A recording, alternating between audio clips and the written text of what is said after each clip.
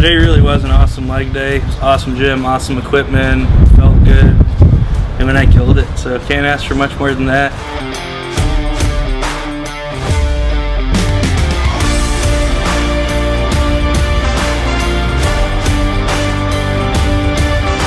They don't have legs.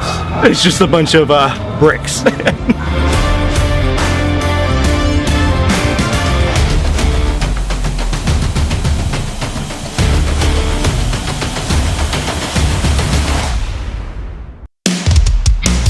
What's going on, guys? Training quads and calves at Fox Fitness today, and the workout for today is all the machines. We don't have a gym like this back in Houston with all the arsenal stuff, so definitely want to use their hack, definitely want to use their power squat, and definitely want to use their leg press or their vertical leg press. So probably do like 1 or 2 working sets of machine and just move on. So it'll be some good variety today. Looking forward to it. Woke up shredded today too, so that's always a good feeling.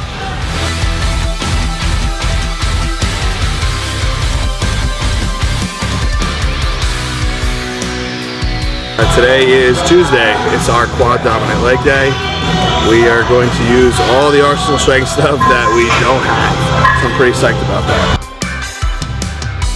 They're looking on point for where they're at. Hunter's under close to 4.5 weeks out, and Bryan's about 8.5 weeks out now. They're going to be on point, and it's just going to be a scary thing. Like, that's what I'm saying. If you're working with some guys that know what they're doing, you don't have to worry about them outside of the gym, or inside or outside of the gym, honestly.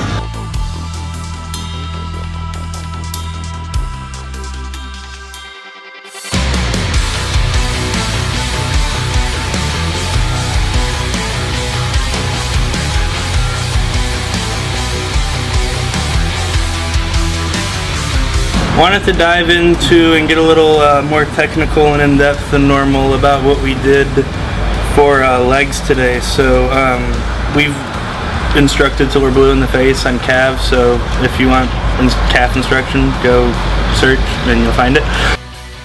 The first exercise, the one-legged leg extension, Bryan and I both have started doing pretty much all of our extensions exclusively unilaterally, meaning one leg at a time.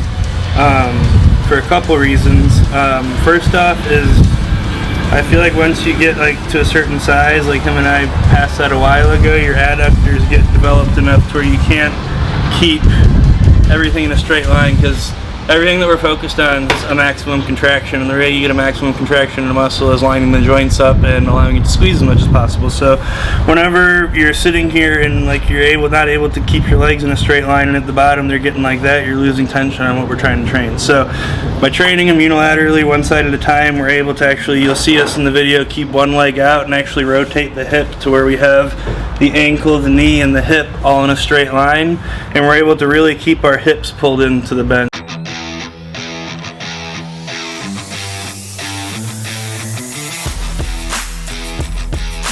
So that's the other thing, besides keeping everything in a straight line and really focusing on driving the back of your knee into the pad. Your quad's a knee flexor, so you just want to drive the back of your knee into the pad.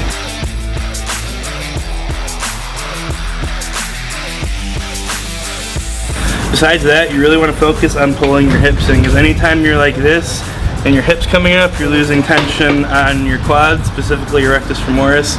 Little known fact, the extensions are the only exercise that'll like fully contract your rectus femoris, because it actually ties it in across your hips. So do your leg extensions right.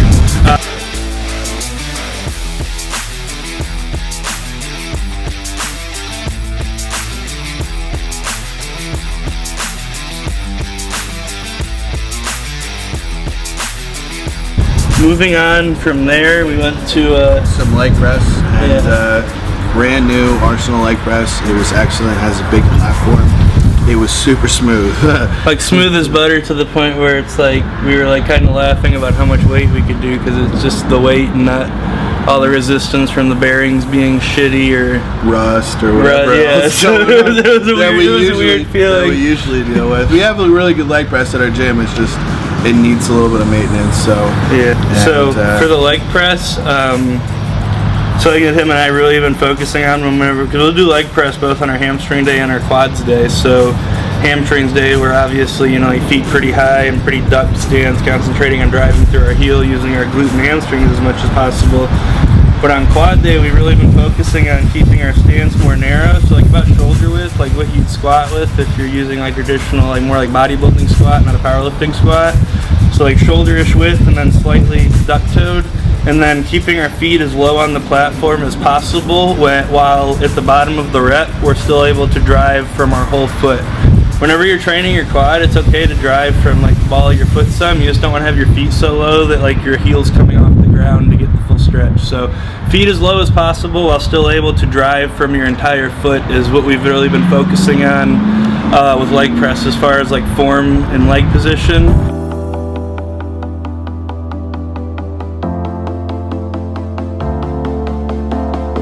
And then when we're actually initiating the rep, what we really try to focus on is not like pushing the weight up and down as much as driving our hips down and back into the bench, and then focusing solely on the function of the quad, which is knee flexion. So, you know, you're really getting the full stretch at the bottom and then really focusing on extending the leg just shy of lockout at the top of every rep. And the lighter sets we did in a more like continuous pump style, but you'll see the heaviest set we did, we really slow and controlled and made every inch count. So really, you know, 5-6 second descent on those to really get the correct contraction out of it. So, because it's easy just to pump it out, but yeah, that's not what you're going like for. We both probably could have done that weight 20 times if we were going for like reps and nothing else, and still, you know, we would have hit depth and we would have hit the right amount of extension, but they also been a lot faster and sloppier. So the weight's a tool, it's how you use it.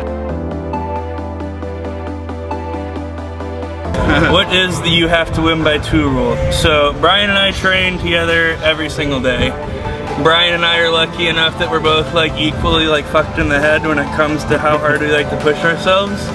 And at the same time, we're like right around here strength-wise on most things. His back's a little stronger than mine. I press more than him some days when I'm feeling good, but for the most part, we're like right here. So especially on legs, it's even. Legs is dead even, so it's awesome. So right now, since I'm getting close to the show, I've led the last 2 weeks. Today was his turn to lead. Yeah. And whenever you're leading on those working sets, you take into absolute failure, right? Well, having a number to shoot for is an unfair advantage being the second person that's going. So Bryan today for his leg press all out set with like 14, 15, 16, however many plates it was on there, did 10. So for me to actually win and it not just be a tie, I had to get 12. That's like the second mover advantage. You know what you gotta do, so you gotta do it big and get 2 more for it to count.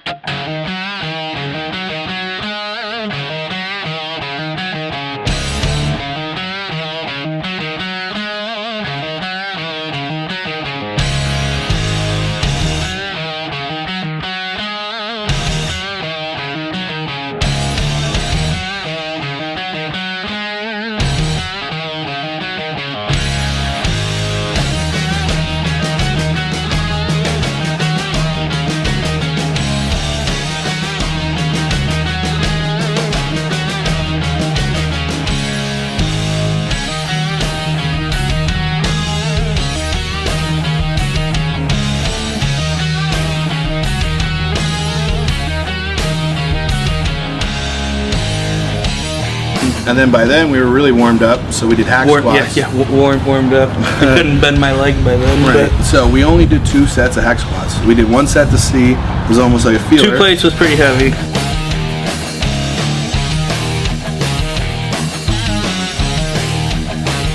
You don't have to worry about them training their ass off, training hard. They train hard every day, and like I'm just there for the ride, you know, just enjoying it. But if I can help like just a little bit in the gym, like tell them to flex harder on the way down, keep it flexed. That's a great cue for flexing, the hack squat. flexing on the way up, keep their muscles contracted the whole time.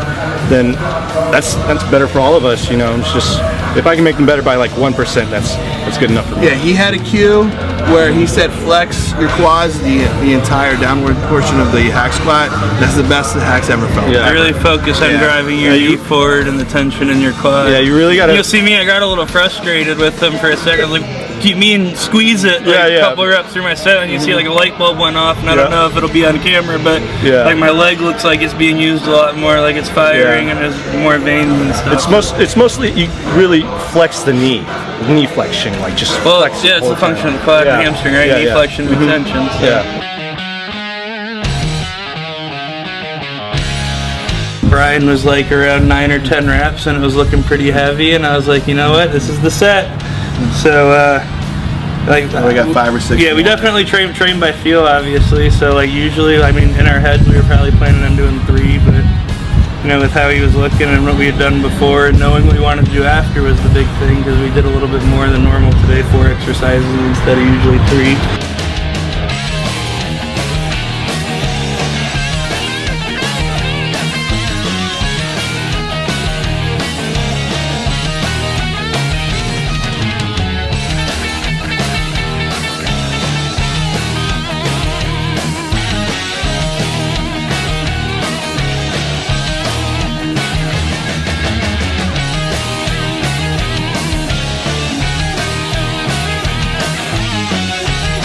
Initiate with the knee, so like whenever you're initiating a squatting motion, whenever you initiate with the knee, you use as much quad focus as possible. It's whenever you break at the hips and start by reaching your hips back, it's more glute and hamstring dominant. So on your quad days, really focus on, you know, like driving the knee forward. That whole taboo thing about your knees shouldn't be out over your toes is absolute bullshit. Sorry if you don't agree, but it is. Your knee being out over your toe allows you to get a maximum stretch in your quad. The big thing is, like I touched before, is not getting out so far over your toes that you can't drive from your whole foot. Because once you are up on your toes, that's not a ideal position unless you're trying to do it like for a sissy squat or something. So, and then so last exercise was one that we saw Jordan Peters do, trained by JP on Instagram. He's awesome. I agree with a lot of his principles, and I've gotten some good stuff with him from him for sure. So did those banded sissy squats. It's a great finisher, especially when done right. I know we keep on saying like you got to do them right, but don't do something if you're not going to do it right. That's everything in life, not just in the gym.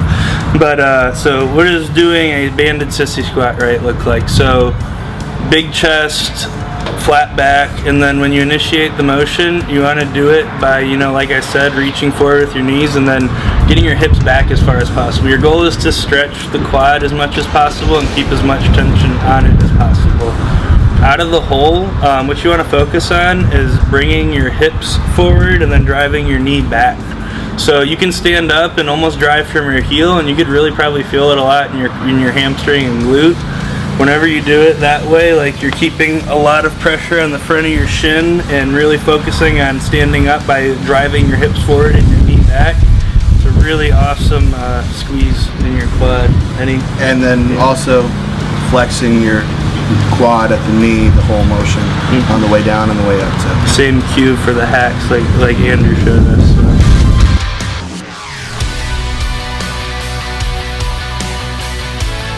Alright guys, well I know we say this every single episode, but thank you so much for following along with this and kind of providing us with some interaction and feedback.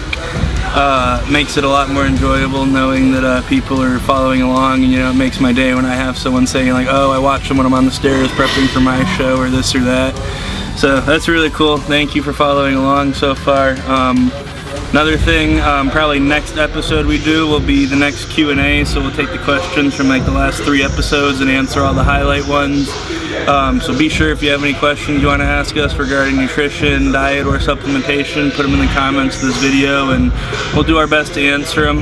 Just letting y'all know the questions that are probably going to get answered and the more broader philosophical ones, not how much should I eat if I'm 5'7", 145 pounds and want to gain 15 pounds of muscle, and which exercises are the best for this, this, and this. Probably not going to get answered. You know, if you want to know more like the philosophy behind training or nutrition or this, that, ask questions like that because it gives us something to talk about. Disclaimer over. Anyways, him and I are about to hop in the car and try and drive back to Houston without having catastrophic cramps. Not making any promises. But yeah, we'll catch up with y'all sooner than later. I'll be probably 3 weeks out next time y'all see me, and he'll be 7, so bring on the shreds. Yep. See ya. Peace out. Later.